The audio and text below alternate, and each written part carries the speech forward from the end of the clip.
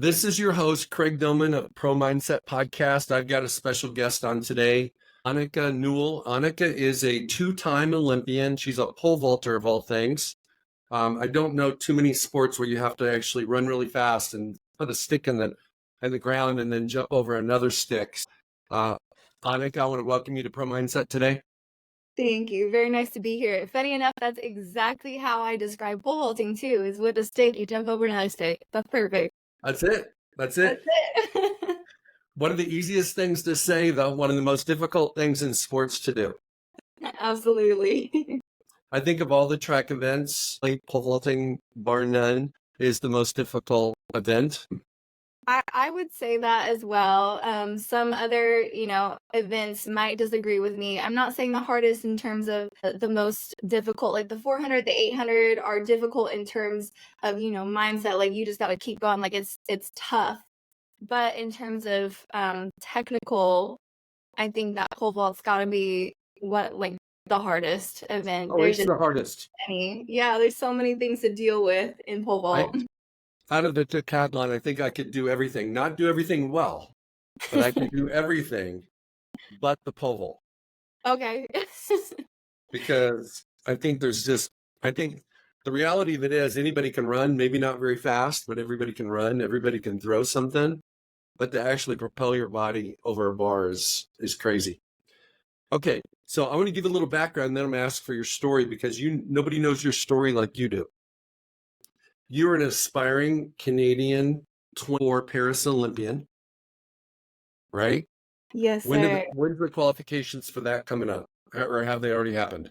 The qualification period is still open. It'll end, I believe, on 11th is when it closes officially. But I have the Olympic trials coming up on June 28th in Montreal, Quebec. Okay. So you've been to two Olympics. You just picked up, as I understand, pole vaulting at the age of 16 after being a gymnast. So you like flying through the air. But let's talk about, and how many times have you cleared 15 feet in pole vaulting?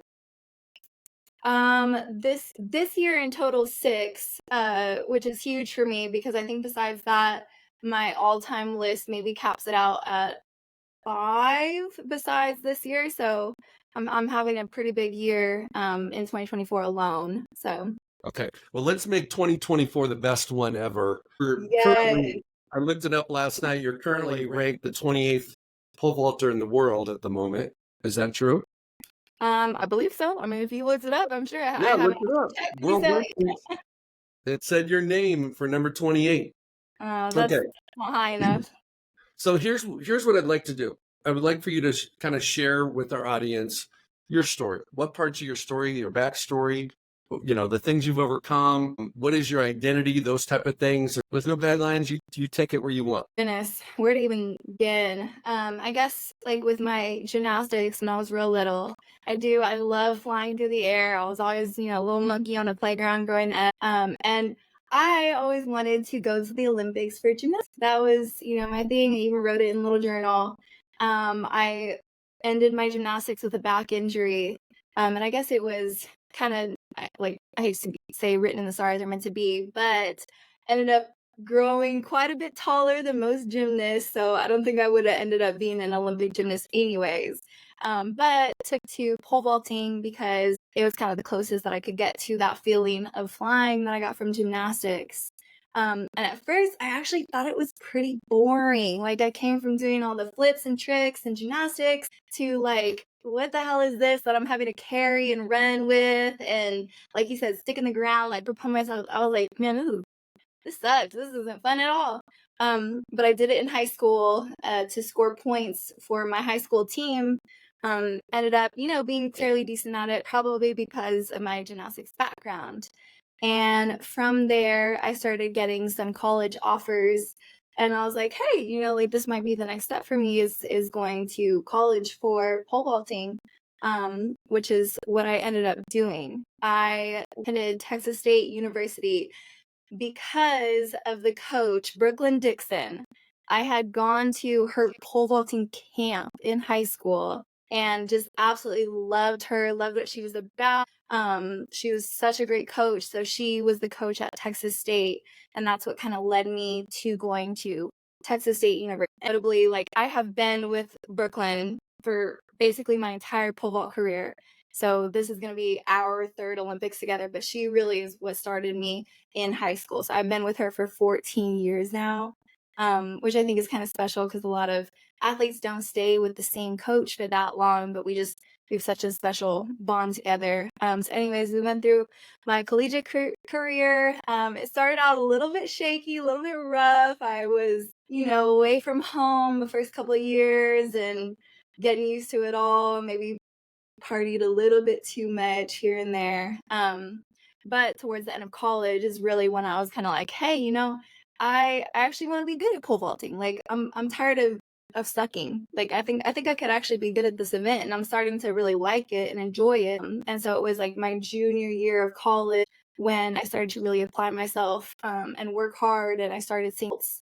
And then after senior year, I was, really just like on an upward, like going uphill fast. And my coach is like, or Brooklyn was like, have you thought about trying to make it to the Olympics? And like that thought hadn't occurred to me in college. I was like, going to the Olympics for pole vault? Like, no, that's crazy. But I was like, sure, like why not? Like let's go for it. And so that summer after I finished college in 2016, like we trained our asses off and worked to hit the Olympic A standard and hit the A standard over the summer.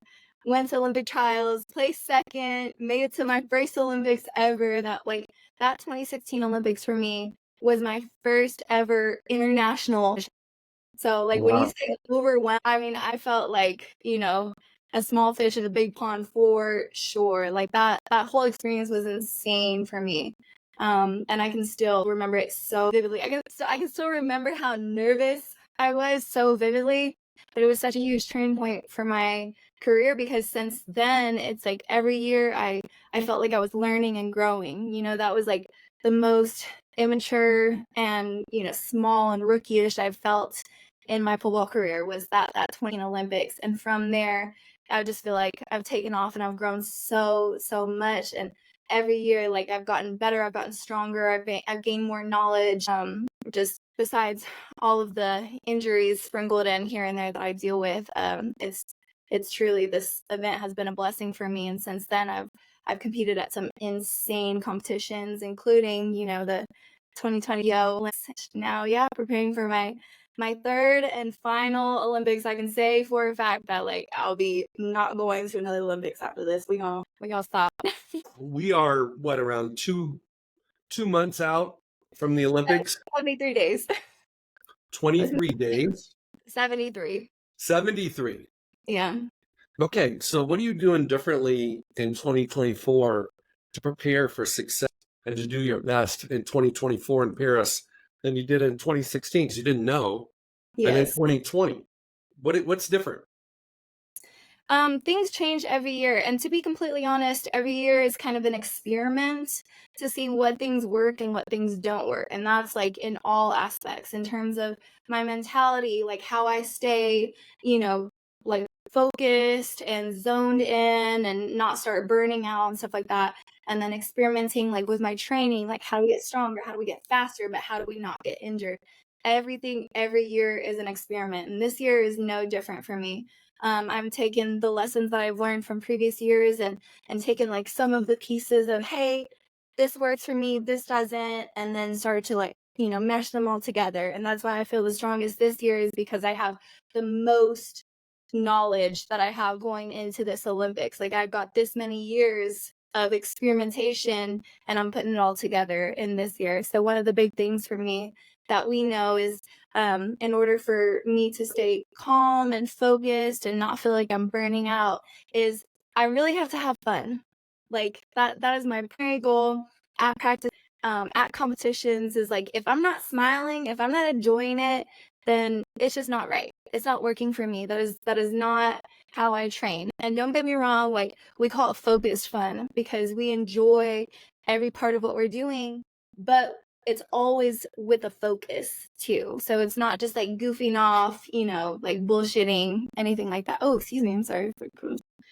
But so like I genuinely have to love what I'm doing day in and day out. And I can honestly say like this year that has been so big for me, and I love waking up, getting ready for training. Like Monday is my favorite day of the week because it's like, okay, back to training. I got Sunday off. Like what the heck do I do on Sunday other than like rest? Like that's boring. Like I'm ready to go to practice. I get excited to go to practice and really like have fun with what I'm doing. Anicka, I'm going to bounce around on you, but I would love to do like a mini session with you on what I do with my athletes to help them perform their best in their biggest Okay. moments. But before we do that, what is the height you've jumped, you've achieved more than 15 feet 11 times, Yes. 6 times in 2024. The person that right now holds the highest mark for any woman in the world is like 16.2, something like that. 16.5. 65. Okay. So what is the height? And I'm not very good at meters and conversion and all that stuff, but in feet and inches, what is the height that if they put that up and that was the opening height, you would just say, no, I'm done. What's that? They typically, what do they start at 11 or 12? Where do they start? They usually start around 14 feet for us. Okay. So you start at 14, but they decide they're going to start at this height. You would just say, I'm done. What height is that? Like I'm done as in I would count myself out. No, you wouldn't even go. You would just like, you was like, I'm not even gonna try. No, I'm trying. I don't care if they put it at, I don't care if they put it at the men's world record. I'm trying that mother effer. Like, Okay. All right. That's what I wanted to know. Going for it. Hey, Okay. So you don't have a quit. There's no quit in you. No. So if they start at 17 feet, yeah. They start at 17 feet, you're still going to give it a good try. Oh, absolutely. You know what? I got 11 poles in my bag. I'm going to grab the biggest effing one and just say balls to the wall. We going. Send it. Okay. All right. So we have no limits. You just described no limits. Yeah. Limitless. Okay. So what's keeping you from jumping 16? Forward. Well, a lot of things right now. Mainly, I would say technical things. We're working on certain aspects of the vault that haven't quite clicked for me yet. And I'm a very studious person. Like I watch a lot of video reviews of other vaulters and like what they're doing right. But the problem with pole vault that is not like gymnastics is there's so many different ways to achieve, this height, and there's not a perfect pole vault. So you can study all you want, but at the end of the day, it's got to be like what clicks in your head and like what works for your body. And everyone, this is part of it's so difficult. Everyone is on different poles with different grips, with different steps, with different bodies. So it's like figuring out like what works for me in my vault. And right now, like I said, we're working on some very technical aspects of the vault. And I can feel the potential energy like in a vault that's like, oh, I was right there to connecting and like hitting it. But we're just like a little bit off with some of those things. So I would say technical the most. And then aside from that, I would say maybe mental with some of the fear aspects of pole vault, but I have come such a long way with that this year. And I feel so much more confident in attacking some of the things that used to scare with pole vault. Anicka, true or false? Have you cleared 15 feet in one of those 11 jumps? So let's just talk about 4. Okay. And one of the 6 jumps you had this year, where you had less than perfection in your technical. Good Lord. I'll say all of them. All of them were less than perfect. Okay. Hang on. So you just described to me that technical's holding you back, that you've got to watch more film and you got to be perfect in your technical aspects, whether it's there's a multitude of techniques in a pole vault.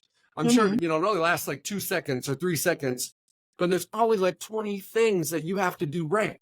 Yeah, at least. Maybe more. And I've never tried it. I wasn't athletic enough to do it. I would have broke the pole. Okay. But you also just described that technical isn't it, because you have cleared your all-time personal best without being complete. Yes. Are you lying to me? Or are you telling me the truth? You got to be on one side of the fence or the other. I love how you're poking holes in my logic here, But my thing is, and this is what I tell the kids that I coach too, is you never give up on a jump. If something feels wrong in the jump, you still keep going for it. So on all 6 of those 15-foot jumps this year, there's things that like felt wrong in the jump, but I was still standing there. I was still going for it. And somehow, by the grace of God, like my ass ended up over the bar. And I get surprised. I get surprised every time I turn and I'm like, oh my God, I'm over it. Or I crash into it and I'm like, shoot. But in terms of, you're talking 15 foot to 16 foot, in terms of making that leap, I know for a fact that I can jump 16 feet. I wholeheartedly believe that. Why? But to make that foot jump, there are certain technical aspects of the jump that I just know I need to do better. Perfect? No. Like I said, there's no perfect jump. But do better and learn how to, work with the pole versus work against the pole, and just like little balancing acts here and there. Like those are the technical pieces that I feel like are kind of missing from my puzzle right now. Okay. I'm not trying to poke the bear. I'm not trying to agitate you. I'm challenging you. Hey, challenge away. Okay. So not even the 11, 15 footers. Of all your jumps you've ever done in your career, have you ever like anticipated or like realized how you might have jumped because of how much you cleared the bar? So let's say let's say it was 14:10 and you cleared it by 1.5 feet. Yeah. Have you ever done that? Gosh, yes. Okay, so now what is your potential based upon that gap between the bar and how much you cleared it? What do you think in your mind you could clear based upon that? Not something you've never done, something you've already done imperfectly with not the best technique. And it wasn't even 16 feet, but have you ever cleared 16 feet? No, I have not. I have not cleared 16 feet. No. Have you cleared 16 feet? Oh, based Even off though of the bar wasn't 16 feet. Yes. We've looked at some jumps and been like, that is a 490 jump. Easily. A 490, 16 feet. But yeah, I've definitely looked at some jumps. I'm like, that's a damn good jump. And that same exact jump, had the bar been up at 16, like would have had a fair shot at it. Okay, so you have cleared 4.9 meters, which converts to 16 feet before. You've done it before. In It's just the theory. bar wasn't at 16 feet, but you cleared 16 feet. In theory, absolutely. Thank you. Okay, I'm a lawyer. I'm trying to get you to stipulate to the fact that you have cleared 16 feet. Yeah. Okay, so how many times before today did you believe you were 16? You had done 16 feet before? How many times before this year? No, before today that you thought you were a 16 foot. You had done 16 feet. You just didn't get credit for it because they didn't move the bar high enough. Oh, okay. Well, I've got like a good self-belief system, and I feel, like I said, to my core, like I'm a 16-foot vaulter. I'm a 16-foot vaulter. It just doesn't show on paper right now. But okay, that's good. I have no doubt in my mind that like by the end of this year I could clear 16 foot, and people would be like, well, where the hell did that come from? And to me, I'd be like, well, it was there. Like, you just slept on me. You didn't see it, but I did. Okay, so bear with me for a minute. I'm going to share with you pro mindset.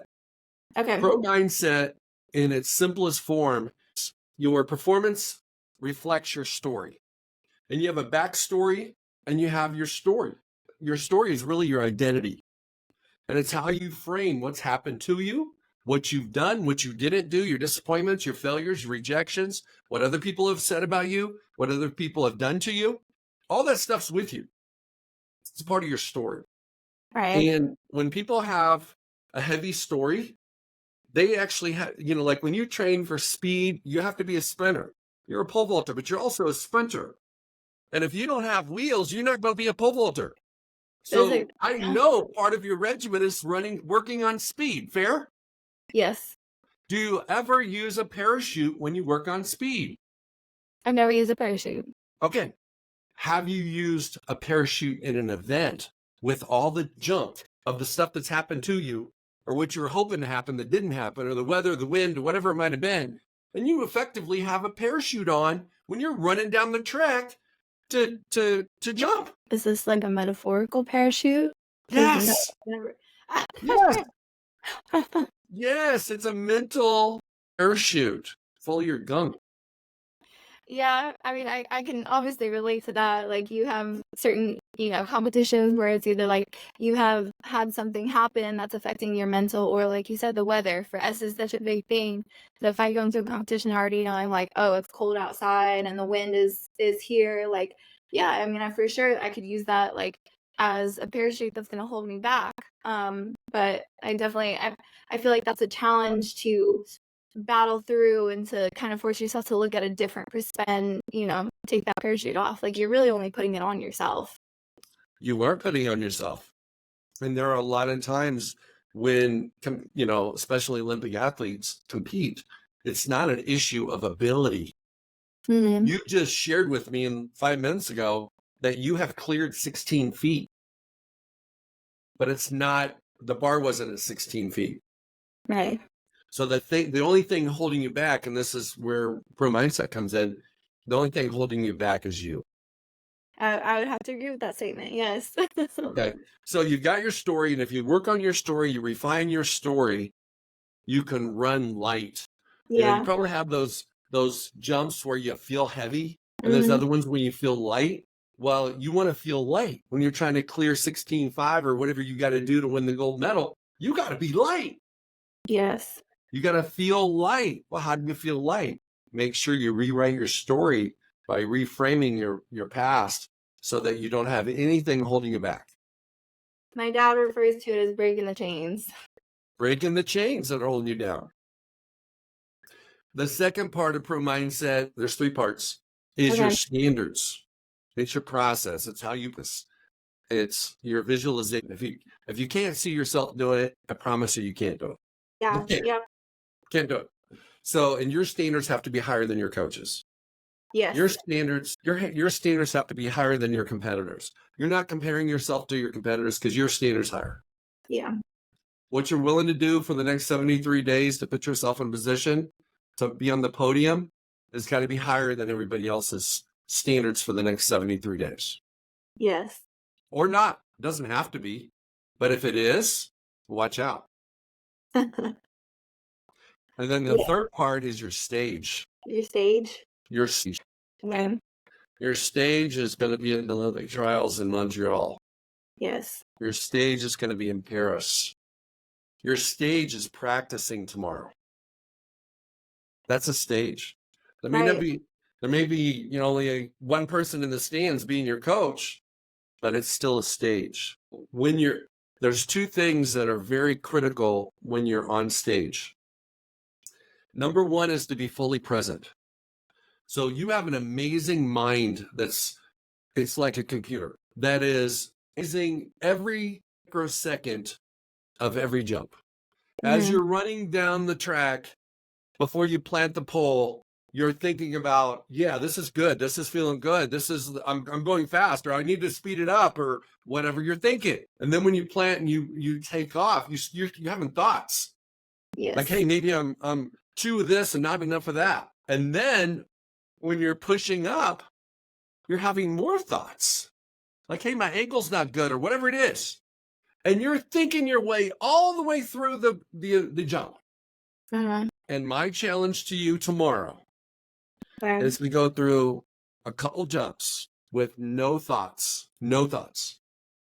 Easy. Except, I got this. Don't analyze. You got video. Somebody's taping it. You can watch it 100 times afterwards and go, oh, that's what happened. Yeah. But during the competition, during the moment, you're not thinking about what could happen. You're not thinking about the recognition you're going to get when you're on the podium. You're not thinking about the embarrassment you're going to get if your pole slips or breaks or whatever it might be. None of those thoughts get to come in. And so the question is, how do you do that? And the way you do it is you create a performance bubble. And in that performance bubble, and I would highly recommend you make a performance bubble today after the show, where everything that serves you gets to come in. Everything that doesn't. And it's very, metaphorically, it's very similar to an egg. Yeah. Inside an egg is everything that you need to create life if it's nurtured properly. But if the shell cracks, you're not going to get life. Right. You have to create anchors and boundaries. The boundaries separate what's for you from what's not. Here's what's for you: free confidence in confidence in all the work you've put in the last 14 years. Belief in who you are and why God created you, with the body you got, the mind you have, the ambition you have, the motivation you have, the visions you have to do what you're doing that most of your friends are not doing. Mm-hmm. And your friends that you had in high school that pole vaulted quit long time ago. The women that you competed against in college are moms and attorneys and bankers and they do stuff. Yeah. There isn't very many people doing what you're doing. Fair? Fair. Okay. So inside that performance bubble is the oxygen of 100% belief in who you are and why you're here and the mission you're on for the next 73 days until you get to Paris. Mhm. And you have to be so about what goes in and what doesn't. Mm-hmm. And then when you go work out, you have that performance bubble and you've got a handful of things that get to come in. I love myself. I was born for this purpose. I'm big enough for this moment. Visualize yourself being in Paris or being in Montreal tomorrow. You're not in Texas, wherever you're training. You're in Montreal. You're already there. And all that stuff, the injuries, the naysayers, something your coach might have said sideways to you, something your parents may have said sideways to you, your life partner may have said. Everybody the people that hurt us the most are the people that love us the most. Yeah. Right? Mm-hmm. And all those things, you got to forgive all those people that are in your inner circle for whatever they did, said, or didn't do, or didn't say, and not put that in the parachute that you don't want anything in your parachute when you're running down the track. Right. Does that make sense? Yes, absolutely. Give me some thoughts or feedback. Well, I can pretty much resonate with everything that you said. And one thing that like one word specifically, like intentional. We use that word a lot in practices, whether that's intentional with what technical stuff we're working on or intentional with, like you said, what I'm letting into my practice and taking away from it. Or, like you said, putting in my bubble, like what I intentionally allow to come into my bubble versus what I keep on the outside of it. So yeah, I can really relate to pretty much everything that you had to say, and I agree with it. And your visualization, making a movie with you being successful, whatever height you want to jump. You being successful and getting the color of the medal that you want. Okay. Most people that go to the Olympics have no goal of winning the gold medal. Doesn't matter the sport. They're not Yeah. after a gold medal. Yeah, family and friends and the media, like maybe she's got a chance or he's got a chance. That athlete has no plans to win the medal. Yeah. They haven't. Their standard is not in alignment with winning that medal. Their belief in themselves is not on par to win that medal. Everything is not synced up. Yeah. So my challenge for you is to go on a 73-day plan to align yourself with the highest possible result, which is gold medal in your sport. Gold. And Yeah. you said whatever color medal. I'm like, the only color I see is gold. I don't know what you're talking about. No, you should. That's where it should be. It should be. Yeah. So I would love to send you something after this. I mean, I don't really do this with people, but I would love to send you a performance bubble worksheet so you can I would love that. I would love that. Yeah. So So what's the biggest adversity that you've overcome in your athletic world? Oh my gosh. I mean, a few come to mind, but the biggest one for me is the fears that I have around some of the things that we do in pole vault, specifically like some of the poles that I get on, like that we go, bigger the pole, the higher you can jump. But it can be very scary to get on some of those bigger poles with the fear in mind that like you might not make it into the mats, you might get spit back out. And then same thing with like raising my grip up higher on a pole, it can either be a very successful jump and you get what you put out of it, which is the higher grip, or you can get spit back out if you aren't fully confident coming down the runway and knowing what you're about to do. So fear for me, probably the biggest adversity that I have to overcome. How do you now deal with fear before a competition? Um, the same way that I do before practice. When fears start creeping in for me, the first thing I do is acknowledge them. The second thing that I do is laugh at them. And the third thing I do is just like make the conscious decision that the hay is in the barn. So I'm afraid of you, but that's not gonna stop me. How much do pole vaulters typically operate out of fear? A lot. I mean, it's a very dangerous sport. And I know that there's a lot of pole vaulters who struggle with very similar and for some, like, it can be, pretty crippling to their pole vaulting, and that can really hinder them, like, still either continuing in pole vault or continuing to raise the bar. They end up having to stop. Like, what happens is a lot of pole vaulters go through run through phases where they're just not taking it up off the ground because they're just too paralyzed thinking of like what could happen if they do it wrong, from the fear that they have because of what they're trying to do.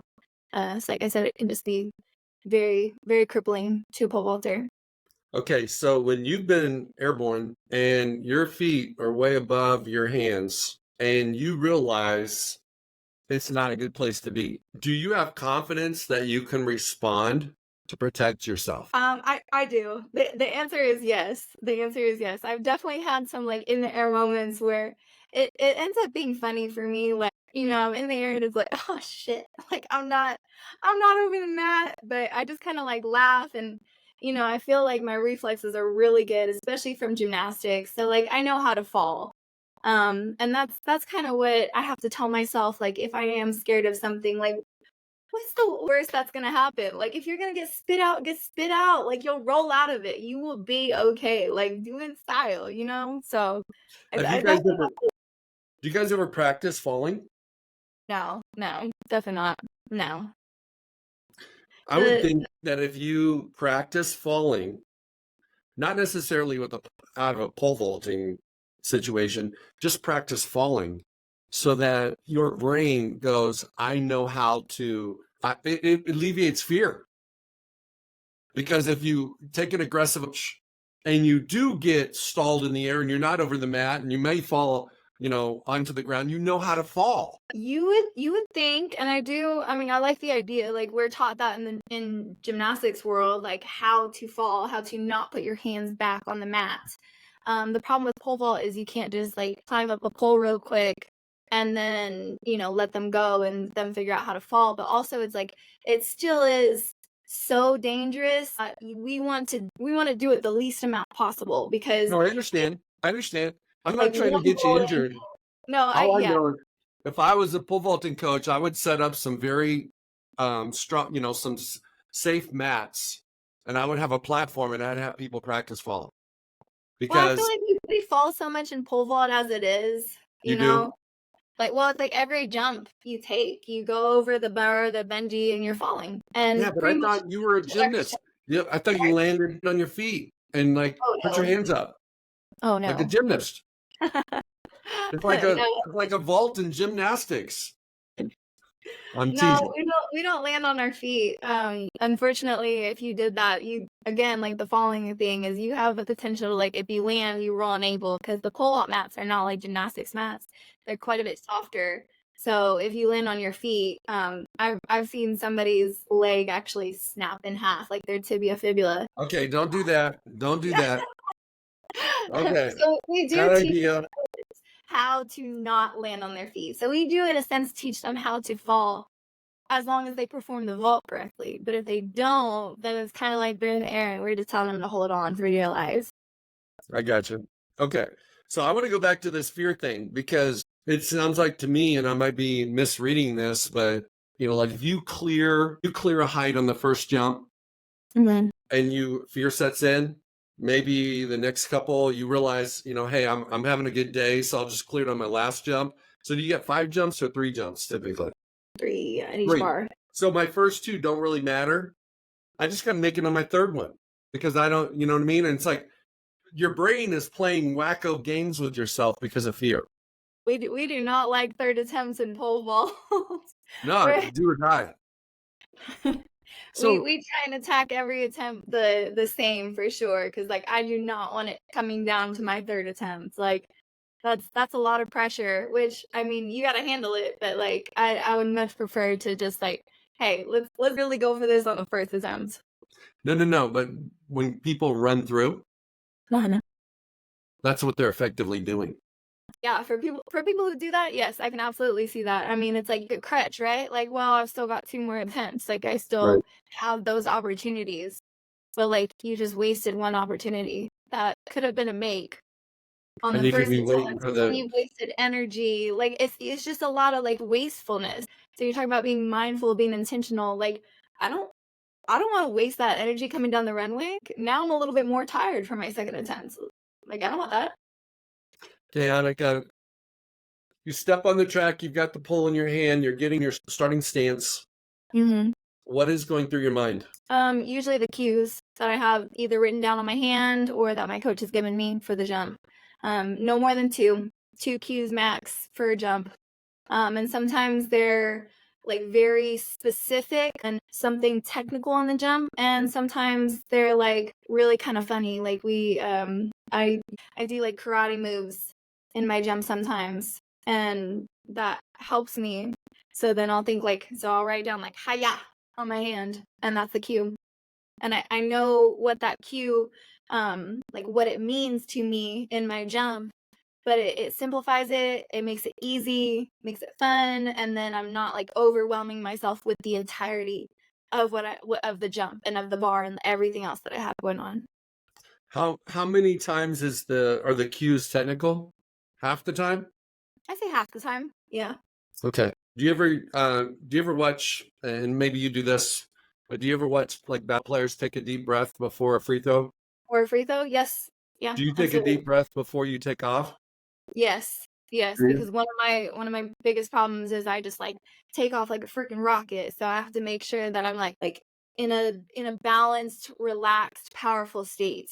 And I can't do that with just like holding my breath and going right away. Okay.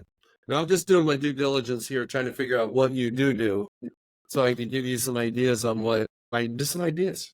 You never Yeah, know. absolutely. Well, I mean, like there's so many different sports and there's so many different ways to cope with anxiety and stress and like make sure that you perform at your optimal level. Like I love learning from other athletes and what they do and experimenting and trying like, does that work for me? And sometimes it does, and then it's like, awesome, good. We can keep rolling with this. And if it doesn't, then we try something new. Okay, so I'm going to walk you through a scenario and how it relates to fear. Mm. So if you do basically a checklist of your story, what could be holding you back, thoughts that you might have that you don't deserve to win, you didn't practice as hard this year as you did last year or the year before, whatever it might be, whatever, if you can eliminate all negative thoughts, and then when you project yourself to the future, you can actually see yourself on the podium getting the gold medal around your neck. There are other women that there's 27 of them right now across the world that are higher than you. Mm. You ain't feeling sorry for them. You're not like, hey, you know what? Maybe they should win. You're like, no, it's my time to shine. Yeah. Okay. You've put in the work. So your standards, your process, all that stuff, you put in the time. You visualized yourself doing it so that when you actually show up for the event, you you create a performance bubble, not just about the one jump. You create a performance bubble once you get off the airplane in Montreal. Yeah. What distractions are not gonna distract you? What people are not gonna You're not gonna respond to these people. When you see certain women that are competitors, you might have a cordial relationship, you may have a cold relationship. Everybody knows only probably taking 3 to the Olympics. There's probably, 10 or 20 there. Not everybody gets to go. Right. So if they don't think you're going to win, they'll be cool to you. But if they think you're a threat, they're not going to talk to you. Right. So you create a bubble that you don't even notice it. Yes. And more importantly, you don't even care. And then on the day of the meet, you show up and you do have a backpack and it's full of whatever you need, your nutrition, your snacks, whatever, you've got your bag of poles and you're trying to decide sometimes between pole A and pole B. Have that all figured out ahead of time. Yeah. So you don't have to make any decisions. And then really tap into not what you do, tap into who you are. We're human beings. We're not human doers. It just so happens that you are a doer of pole vaulting, Right. but that doesn't define you. And you have to remember that at the cusp of the competition. And then when you go compete and your name's called and it's your first jump and it's 14 or whatever it is, if you can embody what's in your performance bubble, if you can be fully present in the competition without hyper analyzing everything you're doing and thinking and your coach is saying and thinking and everybody else too, maybe something happens before your attempt. Mm-hmm. Somebody did something. Maybe they got injured. Maybe they weren't expected to clear it and they cleared it by a mile and the fans are going crazy. Now it's your turn and you're like allowing that to influence you. Right. So I don't care what happens to anybody or anyone, anywhere, you're in that bubble and you've protected yourself from all that stuff. Mm-hmm. And then you have to have an escape hatch in that bubble Okay. because you're going to have a thought that you don't want to have. And you got to go, hey, nice try, not now.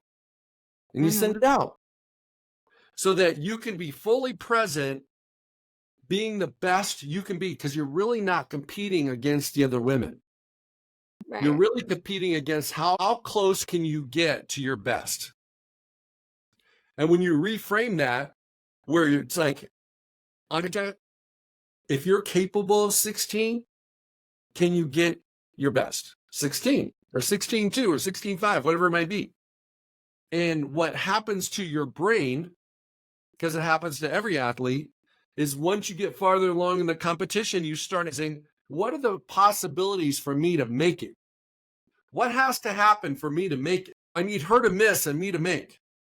Right. Oh, that's in your parachute. So now you get up in the number on the height further along in the competition, and it's getting heavier Mm-hmm. because you have more to think about. And maybe the top person in Canada scratches because of something, most likely an injury, and everybody's excited because now we got a chance. So there's 10 more women think, oh, now I can make it now. Right. No. Your thoughts need to be on, I'm going to be my best. I'm going to perform consistent with my training.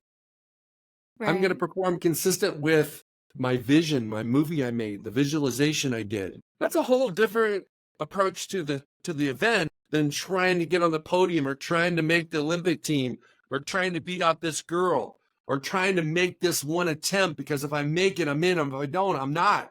What if you just focus on who you are and see how easy it gets? Yeah. Yeah. Am I sounding like a crazy man or is this making any sense? No, that's nice. I can actually identify a couple of times when I have felt very much within my bubble and haven't had anything affect me whatsoever. And I definitely know the times where I have had, external factors affect me during a competition. So no, I completely agree with what you're saying. And we oftentimes, my coach will remind me like, hey, obviously we want to get to this bar, but there's 3 other bars before that bar. So don't sleep on those bars. Like it's one jump at a time. And the biggest thing for me, like I said, is the love I have for the sport. So when I take a jump, I love the feeling of pole vault. So I have to remind myself before every jump, before every bar, like, enjoy this jump. Not where this jump might get you, like enjoy this jump. You should write on your hand love. Okay. Because you're not going to be jumping in 2025. Well, That was your own declaration. I might still jump in 2025, but I'm saying I won't go for the 2028 LA Olympics. That Okay. So Okay, that's fair. That's cool. But my point is, love the opportunity that you have now Yeah. because you don't want to do it forever. Yeah. Even though I saw the lady, the woman that's the number one ranked in the world is around 33, Mhm. and you would be 34 in the next Olympics. So just putting that out there. Might have life plans and things, other things you want to do that you need pole vaulting to be in your rearview mirror. Listen, Craig, you're telling people how old I am right now. We gotta just No, I'm telling anybody how old you are. I just, I didn't name a number, did I? I did, no. didn't I? I did. I'm so sorry. I'm You're just I'm somewhere between 20 and 40. How about that? yeah. Between Yeah. 20 All and right. Okay.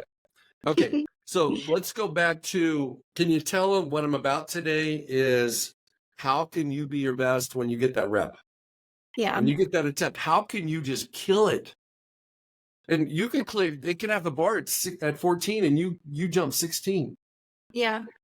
Okay. And then they move it up to 14.6 or whatever increments they go. And you keep jumping 16 every time. Mm-hmm. And then they go to 16 and it's like, no big deal. I've been doing 16 all day. Do you change your pole during the course of the competition? Yes. Yes. We use a lot of different poles. Currently have 11 poles in my pole bag, and I probably use 9 of them during a competition. Do you love them all the same? I love them all the same. For real? Yeah. Well, okay. No. That's actually a lie. I do love them all, but I definitely have 2 poles in my mind right now that I'm like, I love a little bit more. For whatever Absolutely. reason. They just like feel like they're like my friends. And then the rest of them is like, we work together. We're homies, but like these are my friends. Okay. Those two, are they your friends because they are more consistent? You perform more consistently, or you've had your best jumps with those? I perform more consistently on them. Okay.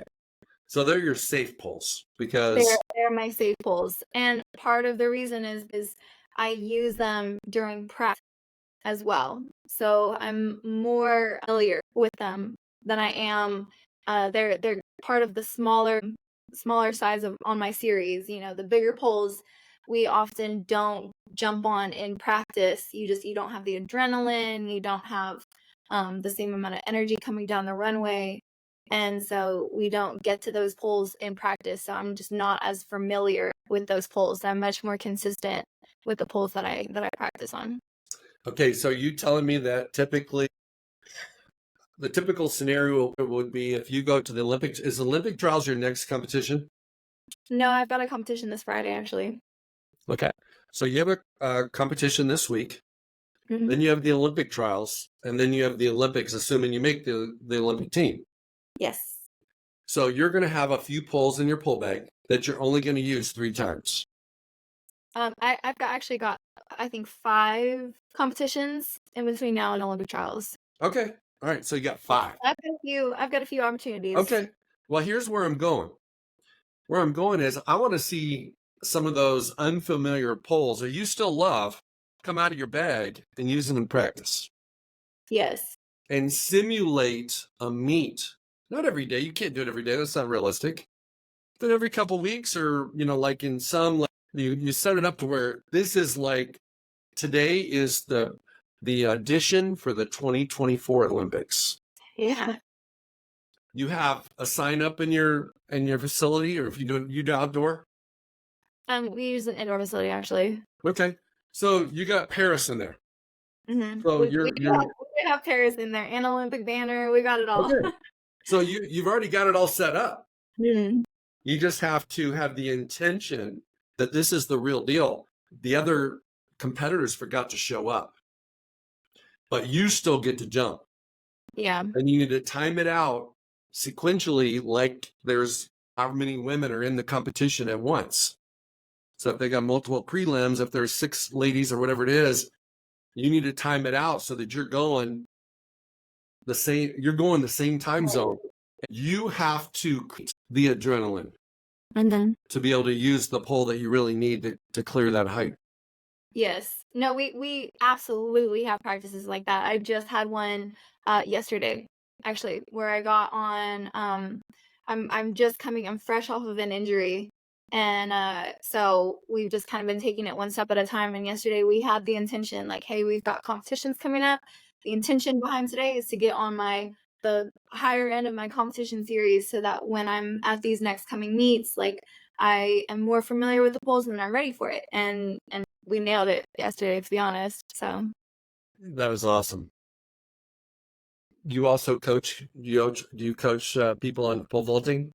I do. I coach a lot of college kids, some masters athletes, some elites. Yeah, I got the whole spectrum. What has been the biggest enlightenment for you being a coach that's transferred over into being a competitor? For me, it's like seeing the kids' reactions when they learn something or when they figure something out, when you just like see that light bulb moment go off for them. And A, knowing that like you affected that, like you were able to, build them up to that point and get them there. But B, just seeing like it's such a genuine like thrill, And so I don't get those as often. I don't get those light bulb moments. We're constantly being so picky with like all the critical like the little things and like trying to just like work through them and grind through them that like I don't get those like ping, oh my gosh. So like seeing my kids get those moments and have those like raw reactions to what they're doing, it always reminds me like, you know what? It's like it's the small wins that make the biggest differences. And so like we take the time and practices to those small wins and like achievements that we get, like no matter how small, like truly small they are, and really like feel the excitement from them, just like a kid would, or just like a brand new pole vaulter would. Well, one of the things that you've expressed today is that you're your best when you are a kid. Yeah, yeah, So one absolutely. of the things I tell people to do and recommend that they do is they take their 7-year-old energy into their Mhm. performance level. Yeah, Because when you're 7, you're not worried about no word. results, evaluations, all these details, all this technical stuff. No, you're just out there trying to do it. See if you can do it. Yeah, You're trying to have fun. Hey, yeah. hey, I cleared this. Maybe I can clear this. And maybe at 7, people aren't pole vaulting yet. So if you We translate have that, a 7-year-old. We do have a 7-year-old. you do. Wow. Yes. But like, let's say for normal people, you guys are not Yeah. normal. Okay. Mhm. In other sports, it translates because when you're 7, you're just trying to have fun. You're trying to win. Yeah. You're trying to win the ball. You're trying to score. You're those types of things. Whereas once you get in college, it becomes a job. And then when Mhm. you're doing this Olympic thing, it's a job. Yes. And no matter how excited and how much you love pole vaulting, you've made an obligation to it. You've made a commitment to it. You will get a phone call or a text tomorrow morning if you don't show up for practice. It's your job. So Yeah. how can you reset your mind so it's not a job? Yeah, yes, 1000%. I will say for myself personally, I actually train solo. I train completely on my own, and the only days that I have an actual coach is the 2 pole vault days out of the week. So the other days, technically, I would not get a phone call or a text or anything like that. There's nobody holding me accountable but myself. So yes, it is my job, and at the end of the day, like all the results will come from what I put into it.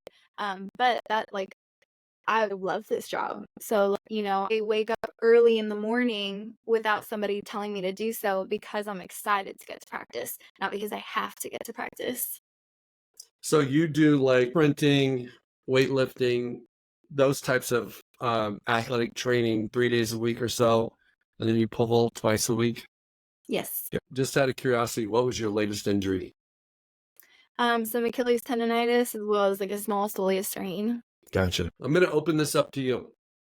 Let's say there's a group of kids, Hmm. boys and girls that are listening to this that are thinking about maybe trying pole vaulting. Give your best PSA on why they should try. Well, first of all, I mean, like we say to anybody that walks in our gym, anyone can pole vault. And I know we talked about earlier, it's like anybody can run, but not anybody can pole vault. Not anybody can pole vault well unless they put the work into it. But anybody truly can pole vault. I could teach anybody to pole vault. I could teach you how to pole vault. And truly, when you do it right, when you do it well, when you put the work in, when you start, hitting PR after PR, you hit one bar, and then guess what? There's always going to be another bar. That is what makes it so exciting. It never stops. You never peak. You never hit like a stopping point where like this is as high as it goes. Like no, it always goes higher. And I think that's like something to look at in life too. Like you don't ever want to just peak at one point. You always want to be aiming to go higher. And like who doesn't like to friggin' fly? Like that is so much fun when you come over the bar, you turn, you've cleared it, and you'll see pictures of me like you celebrate on the fall down. That is one of the all-time best feelings in the entire world. So, for anybody that wants to pole vault, do it because it truly is like one of the most rewarding sports. Awesome. Anicka, I want to thank you for being on Pro Mindset today. Where can people check you out on social media, pick up some followers, and just kind of follow your journey to the Olympics in 73 days? Yes, well, follow me on Instagram for sure. FlyGirl93, that is my brand. I also have some Fly Girl merch. The link is in my bio, and then I occasionally post TikToks. FlyGirl_93. What's the 93? I know what it is. People, but I'm messing with you. You're telling everybody. I'm telling everybody, I guess. Yeah, I you're know. telling everybody. Without a number was taken when I first. Come you know, on, you got mad at me for letting the cat out of the bag. It's in all your social media banners. I know you're absolutely right. Okay. Hey, I want to thank you for being on. Hang tight here for a second. Hey, it's Craig Domann, the host of Pro Mindset Podcast. I want to thank you for listening or watching today's show. And you can catch us every week on the normal social media platforms like YouTube, Facebook, Instagram, and all the listening podcast platforms. I hope you enjoyed today's show. And more importantly, I hope you gained a pro mindset insight. Please be sure to rate and review Pro Mindset Podcast. And I look forward to catching up with you on our next show.